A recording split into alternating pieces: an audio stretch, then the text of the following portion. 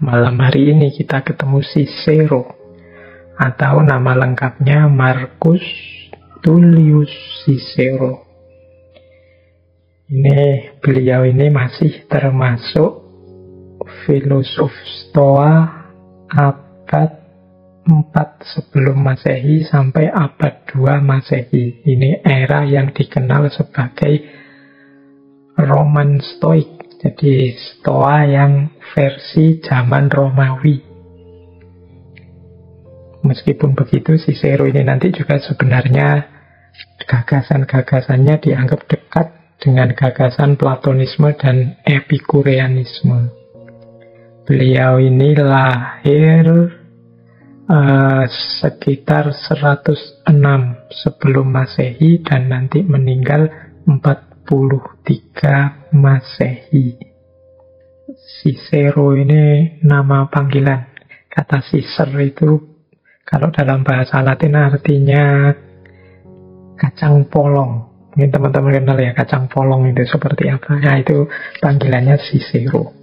Beliau ini seorang politisi, pengacara, orator, ahli sastra, dan juga dikenal sebagai negarawan. Beliau ini pinter pidato, pinter nulis prosa. Makanya beliau juga disebut tokoh prosa Latin. Beliau ini dikenal sebagai pembaharu bahasa Latin pada zamannya. Tulisan-tulisannya sangat berpengaruh, termasuk pidato-pidatonya. Bahkan ada yang mengumpulkan tulisan-tulisannya Cicero ini, khususnya surat-suratnya dan karya-karyanya lain itu dikumpulkan jumlahnya sekitar 800-an. Ini dari jumlahnya saja sudah cukup kita mengangkat topi terhadap seorang Cicero. Ini bisa dibayangkan keaktifan beliau di luar, padahal beliau ini sepanjang hidupnya juga sibuk macam-macam, termasuk beliau juga sebagai negarawan, meskipun nanti di akhir hidupnya agak tragis juga. Jadi Cicero ini punya karir politik yang bagus. Awalnya beliau ini punya jabatan sebagai Dewan Pertimbangan. Kalau di Indonesia namanya Dewan Pertimbangan Agung. Ini posisi yang tertinggi di Kekaisaran Romawi saat itu. Nah, cuma kemudian beliau ini konflik dengan kaisar saat itu, yaitu Julius Caesar. Tidak akur.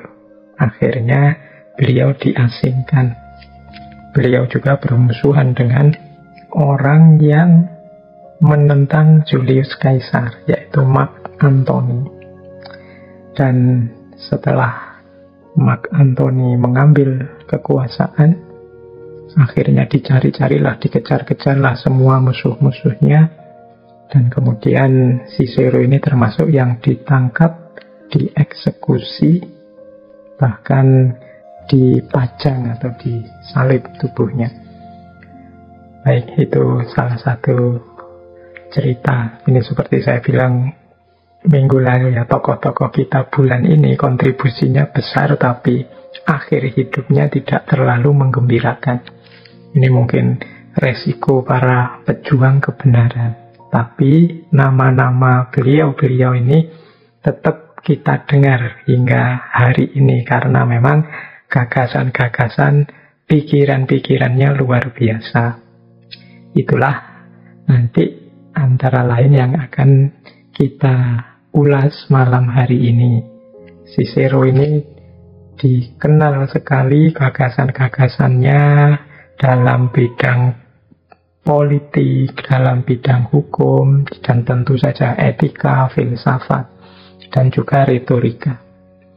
Seperti Seneca minggu lalu, kita tidak mungkin membahas semuanya. Malam hari ini kita ambil yang sempat saja, yang mampu kita bahas saja. Kalau bahasanya Ronggo Warsito, ipil-ipil kaweruh. Jadi menyicil pelan-pelan, sedikit-sedikit pengetahuan. Insya Allah pada saatnya dari yang sedikit-sedikit ini akan melahirkan pemahaman yang besar dan manfaat yang besar untuk hidup kita.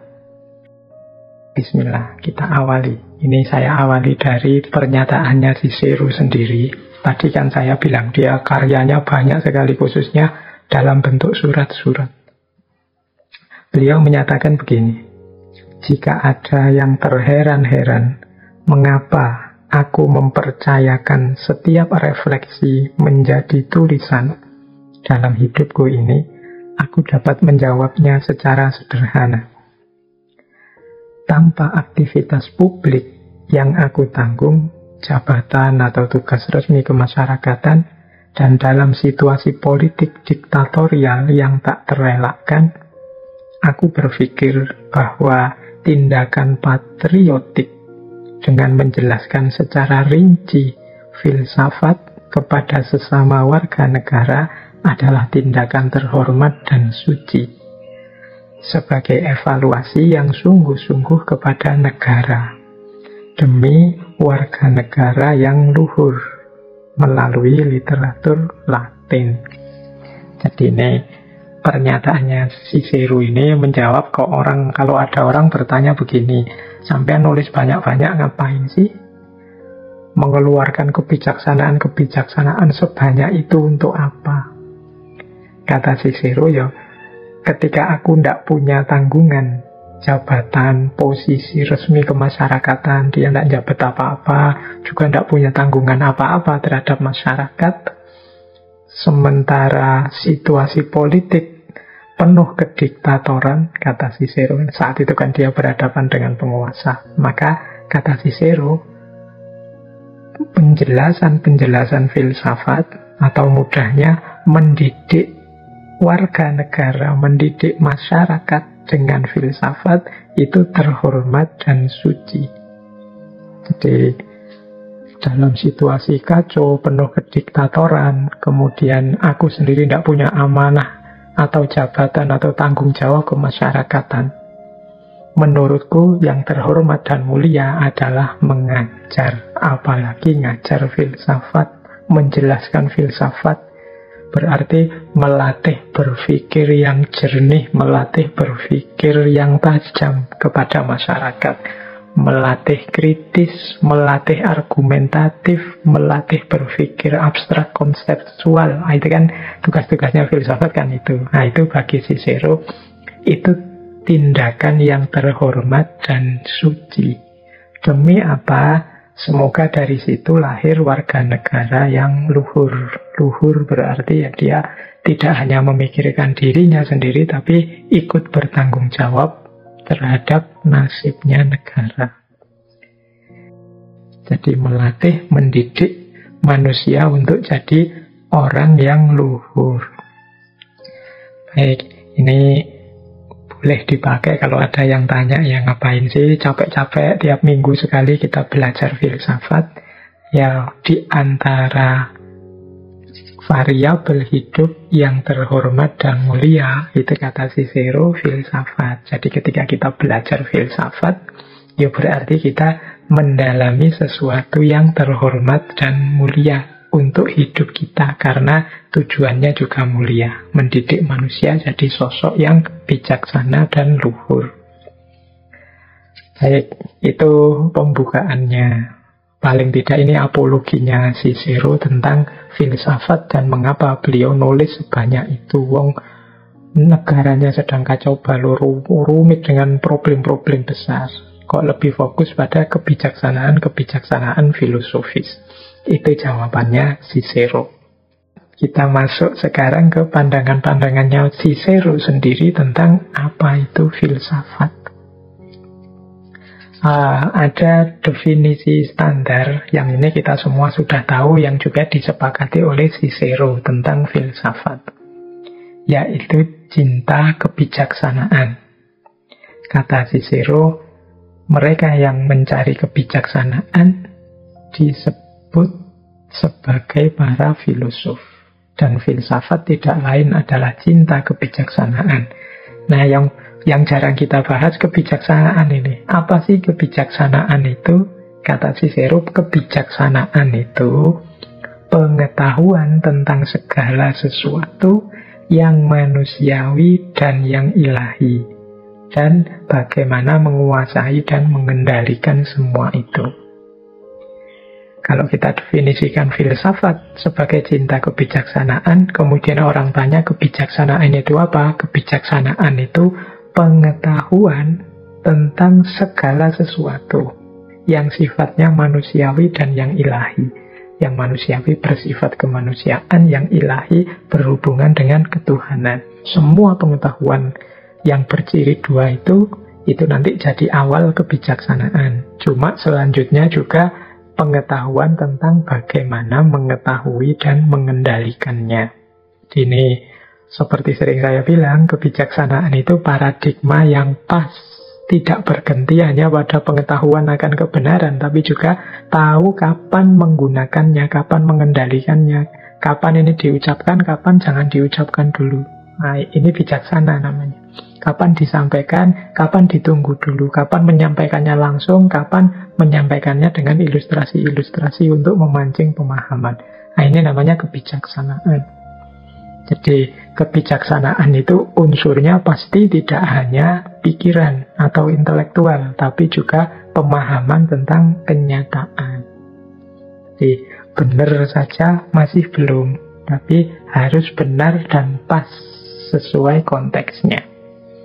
Banyak kebenaran yang jadinya tidak bijaksana ketika ruang dan waktunya tidak pas menggunakannya. Jadi pinter-pinterlah kita untuk memilah mana bijaksana, mana tidak. Tidak hanya tahu mana yang benar, mana tidak. Hari ini mungkin kebijaksanaan ini variabel penting yang sering kita lupakan, sering terlewatkan. Baik. Yang kedua, ini dari Cicero lagi, kata dia begini tentang filsafat. Kupastikan kepadamu satu seni penyembuhan jiwa. Tidak sebagaimana penyakit tubuh lainnya yang obatnya harus dicari di luar diri. Seni itu adalah filsafat. Kita harus mengerahkan segala daya dan kekuatan untuk mampu mengendalikan diri kita sendiri. Jadi ini lanjutannya tadi. Bagi Cicero, filsafat itu seperti obat bagi jiwa. Sebagaimana makanan obat bagi fisik. Sebagaimana obat fisik, kita punya obat rohani atau obatnya jiwa, kata Cicero, yaitu filsafat. Mengapa kok filsafat itu obatnya jiwa? Karena filsafat membantu kita, memberi kita kekuatan dan kemampuan untuk mengendalikan diri. Jadi kemampuan pengendalian diri ini diajarkan dalam filsafat. Nah, ini mungkin agak berbeda dengan pemahaman kita selama ini ya. Banyak orang nuduh filsafat itu bebas, filsafat itu liberal, filsafat itu mikir sakarepe dhewe. Ndak begitu. Justru filsafat itu, kata Cicero, melatih kita untuk mengendalikan diri. Mengendalikan diri maksudnya apa? Berpikir secara tertib, tertata, justru tidak sakarepe dhewe. Justru tidak nyari ingin menangnya sendiri, ndak. Jadi perilaku filosofis itu justru berpikir yang terkendali dalam kuasa kita, bukan berpikir yang tanpa dikendalikan. Jadi kalau kita mampu melakukan itu, di situ nanti filsafat akan berperan menjadi obat bagi jiwa kita. Obatnya di mana? Dia menjawab kegelisahan-kegelisahan kita. Dia menenangkan kegalauan kita. Dia menunjukkan kejernihan ke dalam diri kita. Maka jiwa kita kemudian jadi tenang. Jadi versinya Cicero justru filsafat itu berpikir yang tertata, terkendali dalam kuasa kita untuk menjawab problem-problem hidup kita. Disitulah nanti dia berperan sebagai penyembuhan jiwa. Jadi ini masih tentang filsafat. Yang ketiga ada lagi kalimat yang populer sekali dari Cicero tentang filsafat. Yaitu kata dia, belajar filsafat itu tidak lain mempersiapkan diri menuju kematian. Wah, ini yang berat ya. Ternyata kata Cicero, belajar filsafat itu harus siap-siap menuju kematian. Ini kata mutiara ini maknanya bisa macam-macam. Bisa kita artikan begini. Belajar filsafat itu berarti orang hanya berkomitmen pada kebenaran. Yang benar disampaikan sebagai benar, yang salah dibunyikan sebagai salah. Dia kritis, dia argumentatif, dia tidak hanya manut saja, ikut saja apa yang terjadi di sekeliling. Bahkan mungkin gagasan-gagasannya nabrak keyakinan umum orang banyak.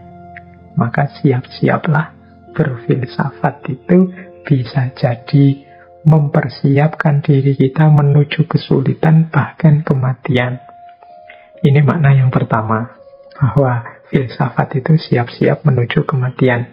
Ini kan bisa terbukti dari tokoh-tokoh kita bulan ini, yo Cicero, yo Seneca, Protagoras, Hippocrates, itu semuanya akhir hidupnya mengenaskan filsafat membawanya kepada kematian.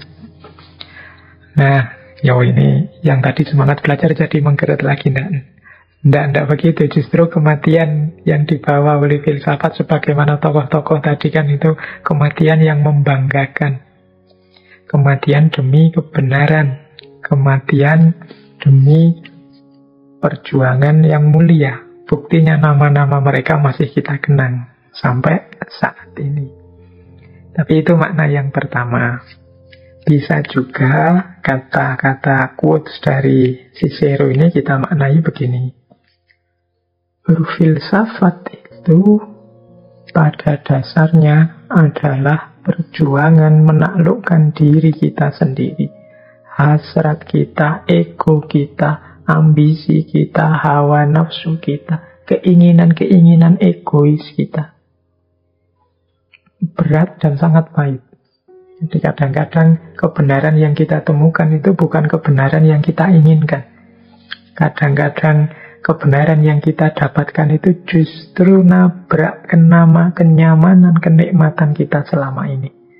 Tapi sebagai tuntutan cinta akan kebijaksanaan tadi, mau tidak mau kita korbankan ego kita korbankan hasrat, hawa nafsu, keinginan-keinginan egois kita. Oh, ini kan seperti orang yang dalam tanda petik membunuh dirinya sendiri. Jadi dengan makna ini pula bisa kita pahami kalimatnya Cicero bahwa belajar filsafat itu tidak lain mempersiapkan diri menuju kematian. Oke, kalau di makna yang kedua ini mungkin teman-teman lebih sreg ya, lebih cocok. Tidak mengerikan lagi. Baik, ya monggo direnungi wong ini. Pikirannya orang yang bisa sesuai, bisa ndak, bisa cocok, bisa ndak. Silahkan dipilih saja mana yang paling relevan, paling manfaat untuk hidup kita. Nah, saya tambah satu lagi yang tentang filsafat ini, khususnya tentang pemikiran. Kata Cicero begini, pikiran itu terbiasa dengan hal-hal yang biasa dilihatnya. Sehingga kemudian dia berhenti heran, tidak lagi mencari tahu, kemudian tidak lagi mencari alasan apa yang dilihatnya sepanjang waktu. Ini maksudnya Cicero itu begini loh. Banyak orang yang kemudian berhenti berfilsafat. Mengapa? Karena dia merasa sudah tahu segalanya, sudah menemukan kebenaran tentang banyak hal. Padahal dia tidak sadar, yang dia yakini sebagai kebenaran itu sebenarnya hanya kebiasaan. Kebiasaan itu ya karena dia tiap hari melihat itu, tiap hari mendengar itu, tiap hari akrab dengan itu, akhirnya yang dia lihat, dia dengar terus-menerus itu dianggap sebagai kebenaran. Karena sudah dianggap sebagai kebenaran, dia tidak bertanya lagi, tidak membahas lagi, tidak mengulas lagi. Dia merasa sudah tahu dan sudah benar. Akhirnya kemudian berhenti berfilsafat. Berhenti berfilsafat itu berhenti berpikir mendalam, berhenti melakukan refleksi-refleksi kritis terhadap hidupnya. Ya kalau orang sudah berhenti memikirkan hidupnya, ya dia pasti mandek. Selesai, tidak lagi berkembang. Bahkan mungkin tidak sadar kalau dirinya mungkin saja salah. Ini kebalikannya tadi, ini semacam bunuh diri kefilsafatan. Berhenti berfilsafat sehingga tidak sadar tentang kebenaran atau kebaikan ataukah kesalahan, kekeliruan dirinya karena sudah tidak mempertanyakan lagi. Mengapa tidak mempertanyakan lagi? Karena sudah terbiasa. Kita ini kalau sudah terbiasa dengan apa kan sudah biasanya terus jadi kebal. Nganggap yang ya karena biasanya sudah begitu kok Pak, dianggap kita anggap benar begitu saja. Jalannya selama ini seperti itu kok Pak, terus kita anggap ya sudah berarti itulah yang benar. Padahal mungkin kalau dibahas serius, kalau kita selami, kalau kita dalami, ada banyak masalah yang bisa dipertanyakan dari yang tadi hanya kita terima begitu saja. Maka hati-hatilah dengan pikiran yang terbiasa dalam tanda petik. Ya mungkin termasuk ngaji kita ini. Teman-teman mungkin yang sudah merasa nyaman dengan ngaji semacam ini, yang dari saya terus menganggapnya yang saya ucapkan mesti benar kabeh. Itu sebenarnya semangat seperti itu justru berlawanan dengan cita-cita ngaji kita ini. Karena ngaji kita ini menyuruh kita, ngaji kita ini misinya adalah membangkitkan semangat gairah untuk belajar, bertanya, tidak mudah menerima apapun yang ada di sekeliling kita, apalagi hanya ikut-ikutan yang terjadi di sekeliling kita. Jadi justru kalau sikapnya kemudian begitu, bahkan terhadap ngaji kita ini, ya berarti ada yang salah dalam menyikapinya. Jangan sampai pikiran kita kemudian jadi pikiran yang mati, tidak hidup. Ikut saja arus.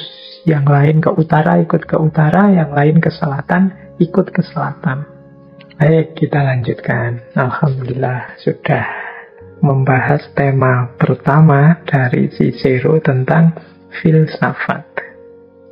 Sekarang kita bahas lebih jauh tentang kebijaksanaan hidup dari Cicero. Temanya sekarang kebijaksanaan. Tadi kan sedikit dijelaskan bahwa kebijaksanaan itu adalah tentang yang manusiawi dan tentang yang ilahiyah. Nah, sekarang lebih praktis kita lihat tips-tips apa sih untuk menyikapi hidup secara bijaksana dari seorang Cicero. Ini nanti temanya macam-macam, cuma saya klasifikasi jadi ini jenis kebijakan hidup yang direkomendasi oleh Cicero.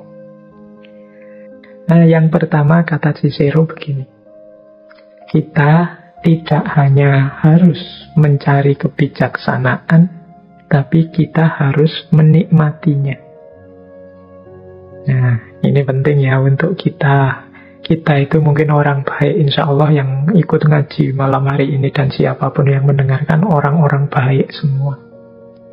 Tapi coba kita refleksi sebentar. Bisakah kita menikmati kebaikan yang kita lakukan? Ya kalau itu bentuknya kebijaksanaan berarti bisa enggak sih kita menikmati kebijaksanaan kita? Menikmati itu kan berarti kita bahagia, kita senang, kita merasa nyaman, merasa enak menjalankannya.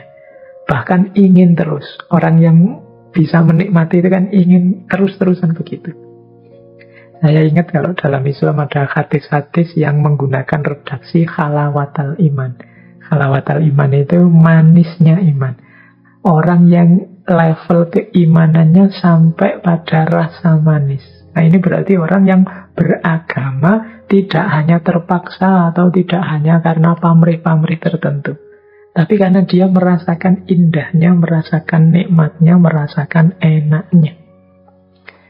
Ini penting. Kalau versinya Cicero tadi, ya kita jangan hanya mencari kebijaksanaan, tapi kita bisa menikmati kebijaksanaan. Banyak orang yang melakukan kebaikan, termasuk melakukan kebajikan dan kebijaksanaan, tapi dia belum bisa menikmatinya. Sehingga kebaikan yang dia lakukan, kebijaksanaan yang dia lakukan, itu rasanya berat. Dia merasa ini semacam pengorbanan, dia merasa ini semacam perjuangan berat. Misalnya kita membantu orang, terus ini bantu, ini rasanya berat sekali. Sebenarnya eman saya itu masih butuh, tapi kalau tidak bantu gimana? Ini kan ada beratnya. Beda dengan orang yang bisa menikmati.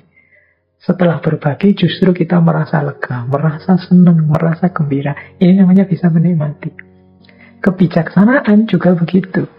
Kalau kita tidak sampai pada level menikmati kebijaksanaan, ya kita akan sangat berat mencari dan menghidupkan kebijaksanaan itu. Mungkin kita merasa bahwa hidup kita ini rasanya kok tidak ada santainya, disuruh ini, disuruh itu, melakukan kebaikan ini, kebaikan itu. Kapan waktu saya menikmati diri saya sendiri? Kapan aku senang-senang sendiri? Padahal kalau dia kebaikan-kebaikan yang dia lakukan tadi nyampe ke level kenikmatan, ya kenikmatannya, santainya, istirahatnya, gembiranya justru pada saat melakukan kebaikan itu. Jadi bukan, wah, saya sudah melakukan kebaikan, sekarang saatnya istirahat, seneng-seneng. Loh, kalau orang nyampe kebaikannya di level menikmati, seneng-senengnya tadi pada waktu menjalankan kebaikan itu. Jadi dia tidak butuh lagi nambah-nambah waktu untuk seneng-seneng. Kalau masih butuh banyak waktu untuk seneng-seneng, jangan-jangan, ya ini tidak nuduh. Jangan-jangan itu kan bisa ya, bisa enggak. Jangan-jangan kebaikan yang kita lakukan levelnya masih level terpaksa atau tuntutan kewajiban atau kebutuhan. Nah, ini penting kita refleksi, introspeksi. Aku sudah bisa apa belum menikmati kebijaksanaan, menikmati kebaikan. Biar tidak berat rasanya. Itu pelajaran pertama tentang kebijaksanaan. Pelajaran kedua, ini ada satu kalimat pendek yang terkenal sekali dari Cicero, yaitu Dum spiro spero. Artinya, saat aku bernafas, aku berharap.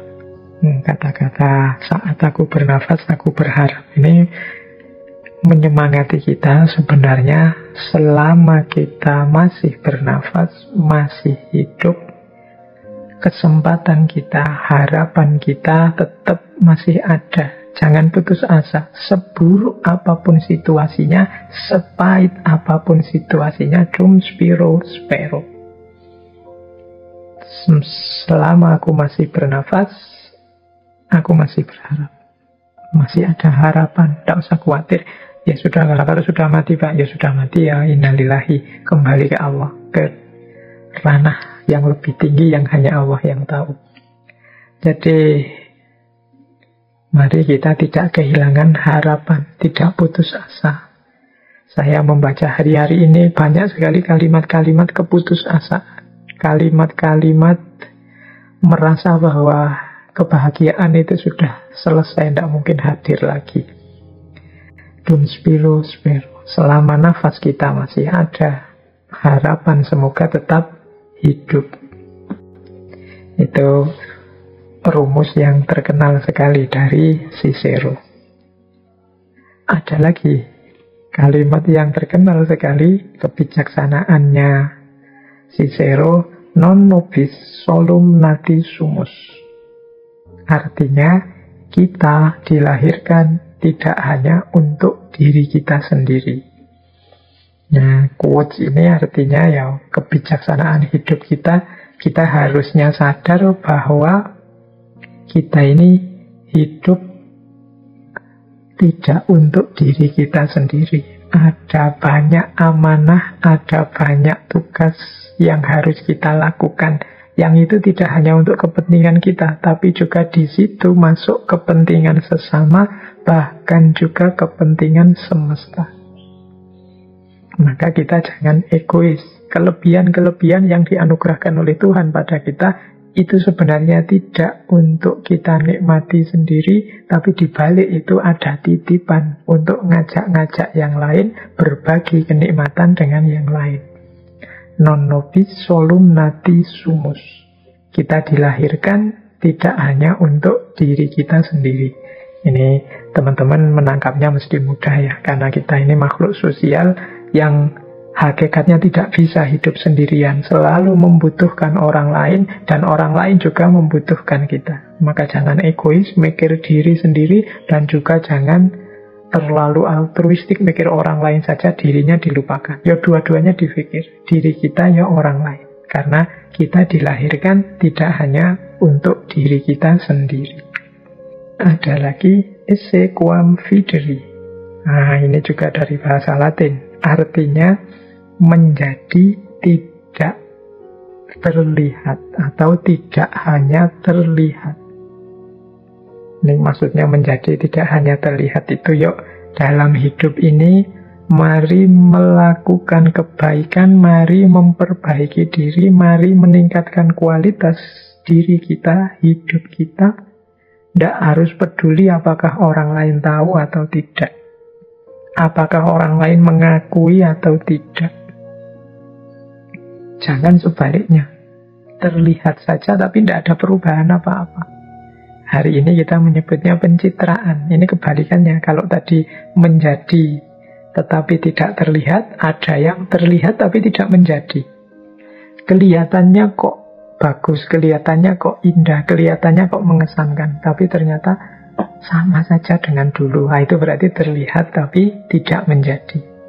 Hidup kita rumusnya harus dibalik. Mari kita jadi lebih baik, lebih baik, lebih baik, terus-menerus, meskipun orang tidak tahu, meskipun orang tidak melihat, meskipun orang tidak mengakui, meskipun orang tidak peduli dengan situasi kita.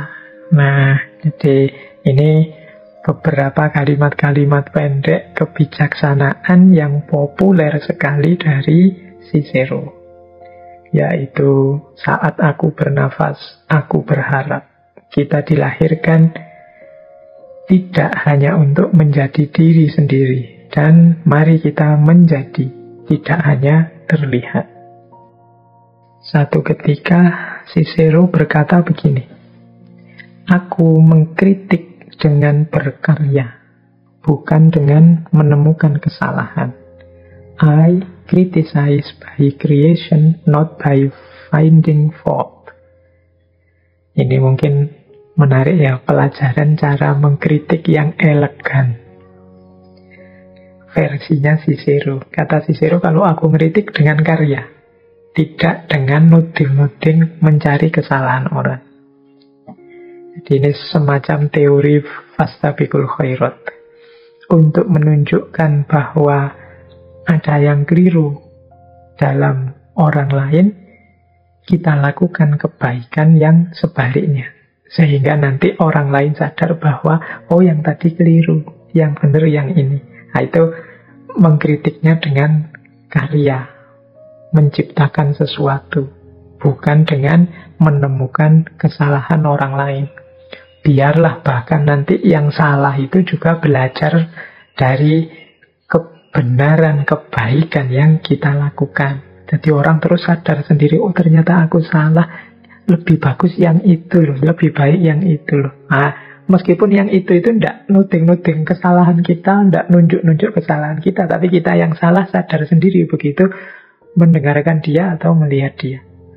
Melihat karyanya, mendengarkan karyanya. Aku mengkritik dengan berkarya, bukan dengan menemukan kesalahan. Kalau hari ini kan kita sebaliknya, banyak orang yang saling nuding, tapi tidak produktif, salah menyalahkan terus. Dan tidak ada apa-apa, tidak ada kontribusi apa-apa, tidak ada produksi apa-apa. Isinya saling nuding, saling nyalahin terus.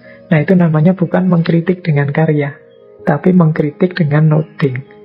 Ya mungkin pada akhirnya ditemukan kebenaran, tapi biasanya muncul efek-efek samping.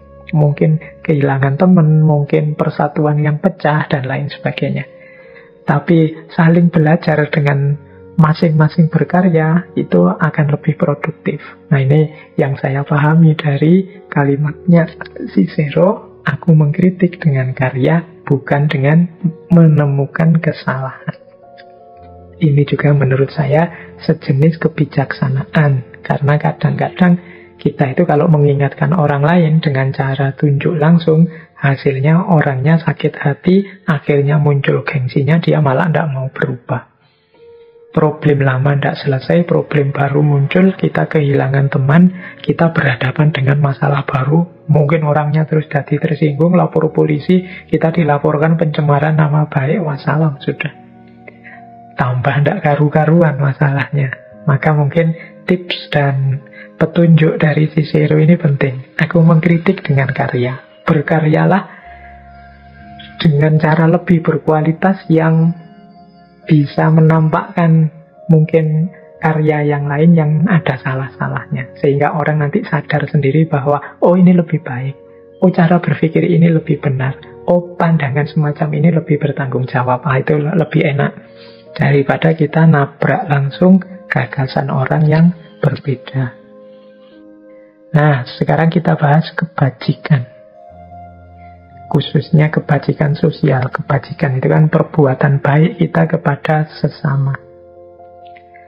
Nah, ada satu quote yang bagus dari Cicero begini. Kehidupan yang diberikan kepada kita secara alami itu pendek. Namun, kenangan tentang kebaikan di dalamnya itu abadi. Ini maksudnya pernyataan ini, hidup kita sebagai manusia itu kan pendek. Usia manusia itu paling berapa sih? Kalau zaman ini mungkin 80 tahun atau 100 tahun itu sudah sangat luar biasa. Rata-rata mungkin ya 60-70 manusia hari ini. Itu kan pendek. Kalau ingin panjang, apa yang harus kita lakukan? Kebaikan. Karena kebaikan itu akan dikenang.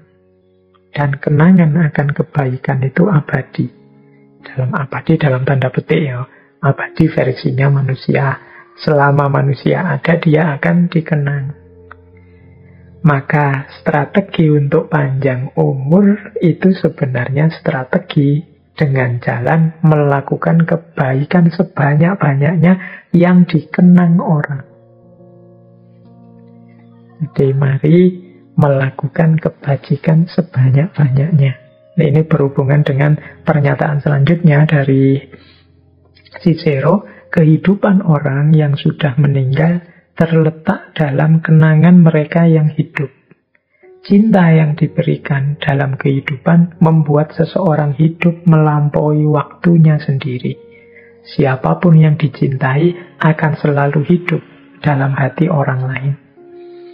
Jadi, tadi kan saya bilang, untuk kita mengabadi, dikenang terus, ya mari hidup dengan kebaikan-kebaikan, jasa-jasa besar untuk orang lain, maka kita akan selalu dikenang. Semakin besar kebaikan, semakin luas jangkauannya, semakin kita akan dikenang, kita akan abadi. Termasuk yang kedua ini, yaitu kenangan cinta. Kalau sudah tentang cinta ini kan kita tidak bisa bantah. Orang yang jatuh cinta, baik dia sedang mencintai atau sedang dicintai, kenangan, gambar, memori tentang orang yang dicintai itu akan selalu hidup dalam dirinya. Jadi, tidak akan berhenti kenangan tentang cinta itu dalam diri kita. Itu nama lainnya apa? Orang yang kita cintai itu akan selalu hidup selama kita masih hidup. Yo, kalau teman-teman belajar kisah-kisah cinta, Romeo and Juliet, Yusuf Zulaikha, dan macam-macam bagaimana kenangan cinta itu tidak mungkin bisa padam, tidak mungkin bisa lupa. Kenangan tentang cinta itu kan hidup terus dalam batinnya. Bahkan mungkin sampai besok mati. Nah, ini salah satu strategi kalau menurut Cicero. Berarti apa? Hidupkan dirimu dalam cintanya orang lain. Lakukan apapun yang membuat orang lain suka dan cinta kepada kita.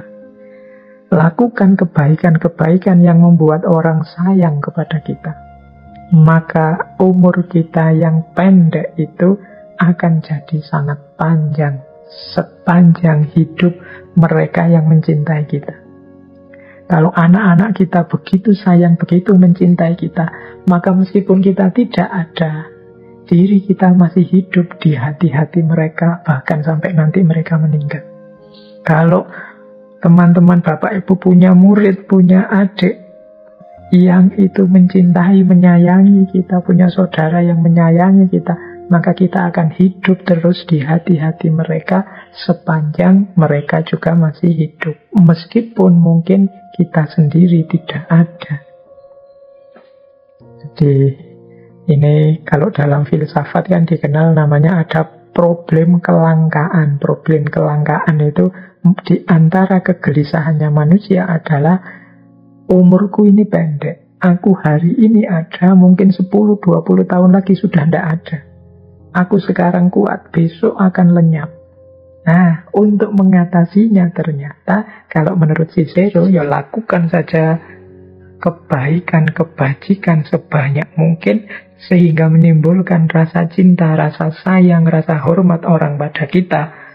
Maka saat itulah pendeknya usia sudah tidak lagi jadi masalah. Karena kita akan terus hidup di hati mereka yang mencintai kita. Nah, ini tentang pentingnya kebajikan kepada sesama atau kebajikan sosial. Nah, ini teori sebaliknya tentang kebajikan sosial. Ini orang yang tidak peduli cintanya orang lain, tidak peduli dengan perbuatannya baik atau tidak. Orang yang hanya mencari keuntungan saja. Kata Cicero begini, orang yang mengambil sesuatu dari orang lain dan meningkatkan keuntungannya sendiri dengan mengorbankan keuntungan orang lain, ia lebih buruk daripada kematian, daripada kemiskinan, daripada penderitaan yang mungkin menimpa tubuh atau hak milik eksternal lainnya. Jadi kalau ada orang yang memposisikan orang lain hanya sebagai jalan untuk keuntungannya sendiri, yang mengorbankan orang lain untuk kesenangannya sendiri, orang ini, kata Cicero, lebih buruk daripada kematian, lebih buruk daripada kemiskinan, lebih buruk daripada penderitaan. Ya bahasa lainnya nih, orang yang sangat-sangat buruk. Orang yang tidak memikirkan kebaikan orang lain, orang yang tidak menjalankan kebajikan tapi hanya mencari keuntungan. Kata Cicero, rumusnya orang hidup itu tidak begitu. Kata Cicero, alam dengan hukumnya menetapkan bahwa seorang manusia harus bersedia mempertimbangkan kepentingan orang lain, siapapun ia, dengan alasan mendasar, yakni karena ia adalah manusia. Jadi hukum alam ini, sunnatullah dalam kehidupan di muka bumi ini, tentang kehidupan antar manusia, ya setiap orang tidak boleh cuek, tidak boleh abai terhadap kepentingan yang lain. Saling menghargai, saling menghormati, tidak saling mengganggu, tidak saling menipu, memanipulasi. Setiap orang dengan kepentingannya sendiri, dengan tujuan-tujuan, dengan keinginannya sendiri. Ya kita tidak boleh mengambil keuntungan atau mengorbankan yang lain hanya untuk keinginan kita. Mengapa tidak boleh? Karena kita dan mereka sama-sama manusia. Karena sama-sama manusia, sangat tidak terpuji kalau kita merugikan dia hanya untuk kepentingan kita. Rasa sakitnya sama kalau dibalik orang lain merugikan kita hanya untuk kepentingannya. Nah, itu kan kita mesti rasanya sakit luar biasa. Oleh karena itu, biar tidak terjadi saling sakit menyakiti, yuk antar sesama ini tidak saling mengobjekkan, tidak saling mencari keuntungan sendiri-sendiri. Tapi yang kita lakukan bersama adalah saling membantu, saling mendukung, saling mencapai keinginan, kebahagiaan bersama-sama. Tidak hanya kesenangan kita sendiri. Jadi rumus kebajikan sosial itu yang paling dasar adalah aku manusia, dia manusia, mereka manusia. Jadi tidak harus lebih dulu. Kadang-kadang kan kita itu melihat orang itu labelnya dulu. Ini orang ini dari kelompok mana, orang ini aliran apa, orang ini grupnya siapa. Begitu kita tahu dia beda dengan kita, alirannya, kelompoknya, grupnya, biasanya kemudian kita anggap dia tidak sama dengan aku. Kita lupakan status manusianya, kita anggap dia dalam tanda petik seperti bukan manusia. Dan kita merasa bebas menyakitinya, kita bebas mencacinya, kita merasa bebas menjelek-jelekkan, menjatuhkannya. Kita lupa golden rule. Dalam golden rule itu aturan emas dalam dunia moral akhlak, bahwa jangan lakukan apapun yang kalau dilakukan padamu engkau tidak mau. Tapi karena kita tidak menganggap mereka manusia selevel kita, akhirnya kita pun berlaku zalim, merusak pada mereka, hanya mencari keuntungan kita dan mengorbankan mereka. Nah, ini kebalikan yang tadi. Kalau tadi kita yang mencari keabadian dengan jalan kebajikan sehingga kita hidup di hati orang lain, kalau ini sebaliknya, mungkin kita masih hidup, umur kita panjang pun orang nyumpah-nyumpah ingin kita segera berlalu, ingin kita segera tidak ada lagi. Kalau tadi meskipun sudah mati kita masih dikenang, kalau ini masih hidup pun kita didoakan orang untuk segera berlalu. Mengapa? Mungkin orang jengkel dengan kita, orang marah, muak dengan perilaku kita, dan lain sebagainya. Jadi ada dua rumus yang berhubungan dengan kebajikan sosial. Yang satu, bagaimana caranya agar umur kita lebih panjang dari yang kelihatan secara faktual. Dan yang kedua, bagaimana agar kita tidak memposisikan orang lain hanya untuk keuntungan kita saja, kenikmatan hidup kita saja. Sekarang kita pindah ke beberapa gagasan politiknya. Kita lihat misalnya pandangannya Cicero tentang negara. Kata Cicero begini, manusia itu kan punya kenal sistem-sistem kenegaraan yang macam-macam. Kata Cicero, baik kerajaan maupun aristokrasi maupun demokrasi itu semuanya baik. Semuanya ada masalah yang bisa dimaklumi, namun juga hati-hati karena bisa dimanipulasi. Demokrasi itu kebaikannya banyak, kelemahannya juga ada. Sistem monarki, kerajaan, itu ya kelemahannya banyak, kebaikannya juga banyak. Baik atau tidaknya itu nanti tergantung banyak hal. Jadi yang harus dihati-hati adalah setiap sistem, kalau versinya Cicero, hati-hati bisa dimanipulasi. Dimanipulasi itu ditunggangi untuk kepentingan-kepentingan tertentu, untuk keuntungan orang tertentu atau kelompok tertentu saja, dan mengabaikan keuntungan yang lain.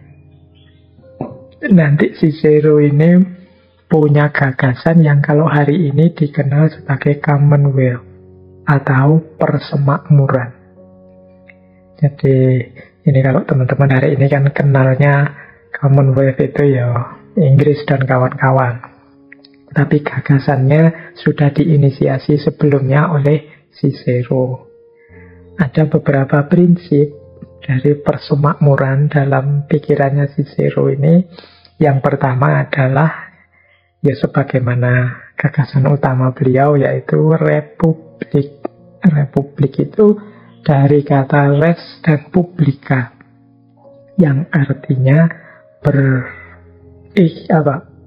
republik. Artinya respublika itu urusan awam, urusan publik, urusan rakyat.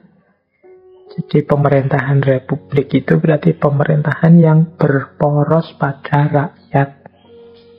Ini untuk membedakan dengan model sebelumnya, yang itu sifatnya siapa yang memimpin, siapa yang memerintah, itu kan modelnya turun-menurun, turun-temurun dari bapaknya, anaknya, atau mungkin sifatnya kelompok oligarki, dari kelompok ini saja, dari grup ini saja, dari terah ini saja, dan seterusnya. Nah, kalau republikan tidak begitu. Pemerintahan republik itu berarti porosnya ada pada rakyat. Siapa yang mimpin, siapa yang diangkat jadi pengurus, pemimpin, itu keputusan mutlak ada di tangan rakyat. Jadi usulannya Cicero, ya bikin persemakmuran yang nanti modelnya republik, kemudian lahir dari spirit sosial manusia, karena manusia itu saling membutuhkan, karena manusia itu butuh saling mendukung, bekerja sama. Untuk mencapai tujuan-tujuan besarnya, mereka butuh satu wadah persemakmuran yang bisa saling mendukung, saling membantu. Cirinya kalau dalam gagasannya Cicero nanti ada 4, yaitu equality, liberty, law, and justice. Equality itu kesetaraan, liberty itu kemerdekaan, kebebasan, law itu hukum, dan justice itu keadilan. Ini harus hidup dalam persemakmuran. Tidak ada yang merasa lebih tinggi atau merasa direndahkan yang lain, karena semuanya posisinya setara. Kemudian semuanya bebas berekspresi, bebas menyatakan pendapat, punya hak bersuara, bekerja, bertindak yang sama. Liberty. Kemudian law, hukum. Hukum harus kuat. Yang salah ya diputus salah. Yang keliru dihukum sesuai kadar kekeliruannya. Jadi hukum harus tegak, itu law. Dan yang keempat, justice. Justice itu keadilan. Ini nanti akan jadi kunci. Bisa lanjut aman, nyaman, sejahtera atau tidak, ya antara lain kuncinya adil. Jadi equal, liberty, law, and justice ini nanti menjadi kunci utama tegaknya negara atau Commonwealth, persemakmuran versinya Cicero. Yo, kalau teman-teman yang belum tahu, yang mudahnya Commonwealth itu satu persatuan dari beberapa wilayah atau beberapa negara secara sukarela. Nah, terus yang populer lagi dari gagasannya Cicero adalah pandangannya tentang politisi. Atau yang ideal ya kita menyebutnya negarawan. Jadi menurut Cicero, baiknya sistem politik itu tergantung pada etika politik. Dan etika politik itu berarti perilakunya para negarawan ini. Bagaimana para negarawan ini mengelola kota, mengelola negara dengan keputusan-keputusan yang bijaksana dengan contoh-contoh yang bermoral. Kata Cicero suatu ketika pada kakek beliau yang namanya Africanus. Ini kakeknya Cicero. Kata Cicero begini pada kakeknya. Kakeknya ini juga orang besar. Ketahuilah Africanus, jalan masuk ke surga terbuka bagi orang yang berjasa kepada negaranya. Meskipun sejak anak-anak aku mengikuti jejakmu dan ayahku, sehingga tidak jauh dari kemasyhuranmu, kini ketika ganjaran besar terungkap padaku, aku akan terus berjuang dengan keras. Jadi ini semacam tekadnya Cicero di depan kakek beliau, Africanus. Kata Cicero, jalan surga terbuka bagi orang yang berjasa kepada negara.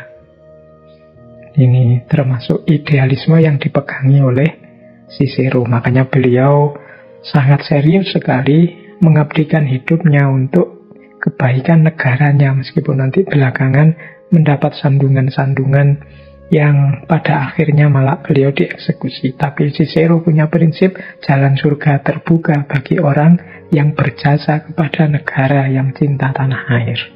Sejak kecil aku mengikuti jejakmu, berarti jejaknya Africanus, kakeknya dan ayahku. Ini dua orang ini juga pejabat negara, sehingga jasanya juga besar bagi negara. Kini ketika ganjaran besar itu terungkap padaku, aku akan terus berjuang dengan keras. Jadi sekarang saatnya aku yang mengabdi pada negara. Ini pandangannya seorang Cicero tentang mulianya seorang negarawan. Hari ini kita mungkin ketemu banyak narasi tentang jahatnya dunia politik, tentang buruknya para politisi.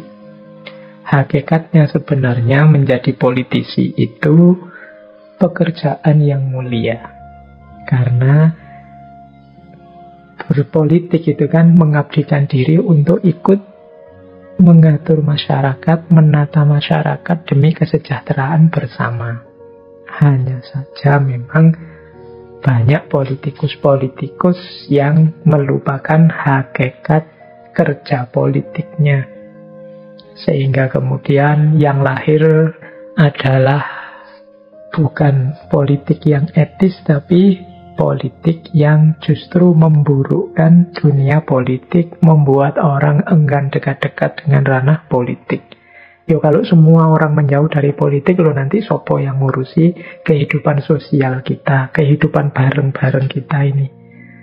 Jadi yo, jalannya bukan hidup tanpa politik, tapi semoga para politisi itu sekaligus para negarawan, orang-orang yang memang mengabdikan hidupnya untuk kepentingan bersama, kepentingannya rakyat. Kalau ini yang dilakukan, ya seperti kata Cicero tadi, dia akan jadi jalan masuk ke surga. Ini dilanjutkan lagi oleh Cicero tentang seorang politisi yang baik. Tujuan kapten kapal adalah pelayaran yang sukses. Tujuan dokter, kesehatan. Tujuannya jenderal, kemenangan. Maka tujuan negarawan yang ideal adalah kebahagiaan rakyatnya, yaitu hidup aman, cukup kebutuhannya, dihargai dan bermoral. Ini adalah tugas yang ingin aku selesaikan, yang terbaik dan paling mulia yang bisa dimiliki seseorang. Jadi ini kalimatnya Cicero ini mengajarkan pada para politisi, para negarawan untuk mengabdikan hidup sepenuhnya kepada rakyat. Karena begitu dia jadi negarawan, target hidupnya adalah kebahagiaan rakyatnya.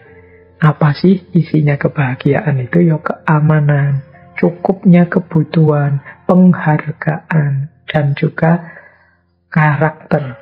Jadi negarawan itu bertanggung jawab terhadap karakter rakyatnya. Kalau ada karakter-karakter yang nyeleweng, buruk, merusak, tugasnya memperbaiki. Bertanggung jawab terhadap keamanan rakyatnya.